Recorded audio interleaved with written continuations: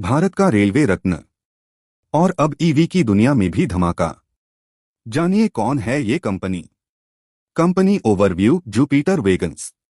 पहले इस कंपनी का नाम commercial engineers body builders company LTD चेपको था।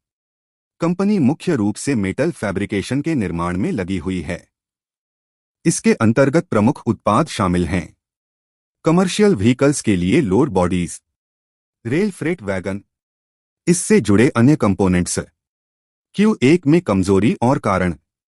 जुपिटर वेगन्स को Q1 में दबाव का सामना करना पड़ा, राजस्व 50% घटा और मुनाफा 66% कम हुआ। कंपनी के एमडी विवेक ने बताया कि इसका मुख्य कारण इंडियन रेलवे के व्हील फैक्ट्री से व्हील सेट की कमी थी। सकारात्मक दृष्टिकोण और मार्गदर्शन। Q1 के प्रदर्शन के बावजूद कंपनी भविष्य के लिए सकारात्मक है। विवेक ने कहा कि जुलाई से रेलवे की व्हील सप्लाई स्थिर हो गई है और आने वाले महीनों में स्थिति बेहतर होने की उम्मीद है।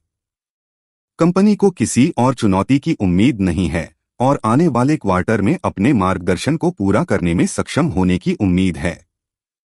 Q1 FY26 मुख्य हाइलाइट्स। Order book. कंपनी का ऑर्डर बुक 5,972 रुपये करोड़ था। Credit rating. Long term rating Acuite A stable outlook में upgrade, short term rating Acuite A+ पुनः पुष्टि। चुनौतियां और आउटलुक। Q1 में उत्पादन में थोड़ी कमी आई थी, मुख्य कारण इंडियन रेलवे से व्हील सेट की कमी। एमडी विवेक लो ने कहा कि अगले महीनों में उत्पादन रिकवरी की उम्मीद है। प्रॉफिट और loss consolidated.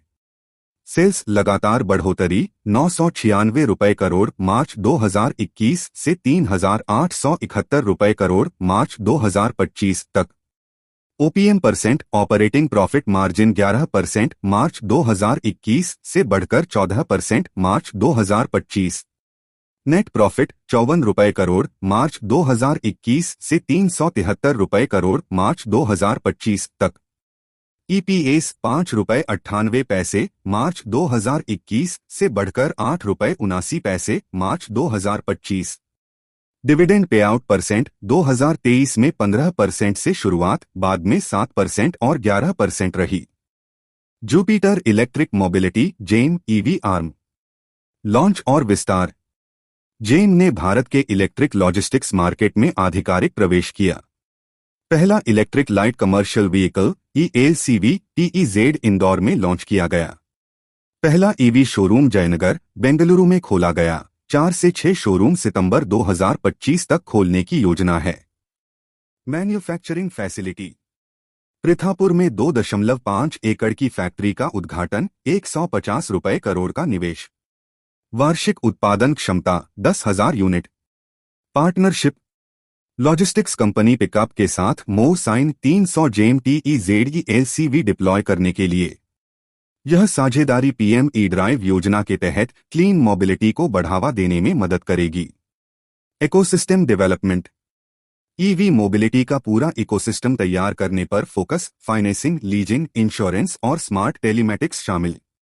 Market strategy. Delhi, Mumbai और बेंगलुरु जैसे बड़े शहरों में चरणबद्ध ईवी रोल आउट।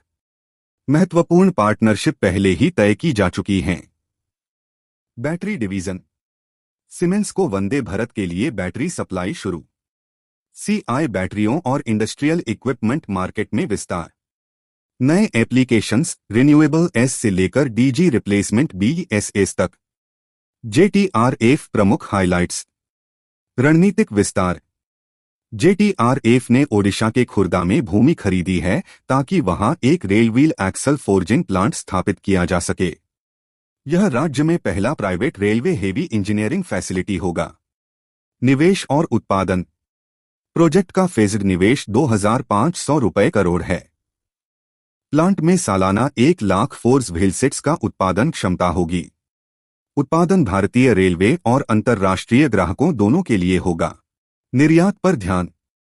लगभग 40% उत्पादन निर्यात के लिए लक्षित है। मुख्य निर्यात देश स्लोवाकिया की तत्रवगों का AS और अन्य यूरोपीय कंपनियां। इससे भारत की वैश्विक रेलवे सप्लाई चेन में हिस्सेदारी मजबूत होगी। सरकारी समर्थन। प्रोजेक्ट को इन्वेस्ट ओडिशा पहल के तहत ओडिशा सरकार का समर्थन प्राप्त है। भूमि और अनुमोदन IDCO के माध्यम से प्रदान किए गए। मेक इन इंडिया पहल। सुविधा मेक इन इंडिया और आत्मनिर्भर भारत पहलों का समर्थन करती है। हजारों नौकरियों का सृजन होगा। भारत की रेलवे कंपोनेंट्स पर आयात निर्भरता घटेगी। समयरेखा। प्लांट कैलेंडर वर्ष 2027 तक संचालन शुरू करेगा। अत्याधुनिक तकनीक का उपयोग हाई स्पीड और हाई लोड ट्रेनों के लिए कंपोनेंट्स के उत्पादन में किया जाएगा। विश्लेषण प्रोस कॉन्स। फायदे प्रोस। कंपनी ने पिछले 5 वर्षों में 125% का केगर दिखाते हुए मजबूत प्रॉफिट ग्रोथ दी है। नुकसान कॉन्स। डेब्टर डेज 53.6 से बढ़कर 76.3 दिन, जो ग्राहक से भुगतान लेने में धीमापन दिखाता है। प्रमोटर होल्डिंग पिछले 3 वर्षों में 6.51% कम हुई। वर्किंग कैपिटल डेज 47 से बढ़कर 70.4 दिन, जो अल्पकालिक एसेट और लायबिलिटीज के प्रबंधन में कमी को दर्शाता है। मार्जिन और ऑर्डर पाइपलाइन। कंपनी अपने मार्जिन मार्गदर्शन 14 से 15% बनाए रखने की उम्मीद करती है, क्योंकि प्रतिवैगन मार्जिन बेहतर हुए हैं।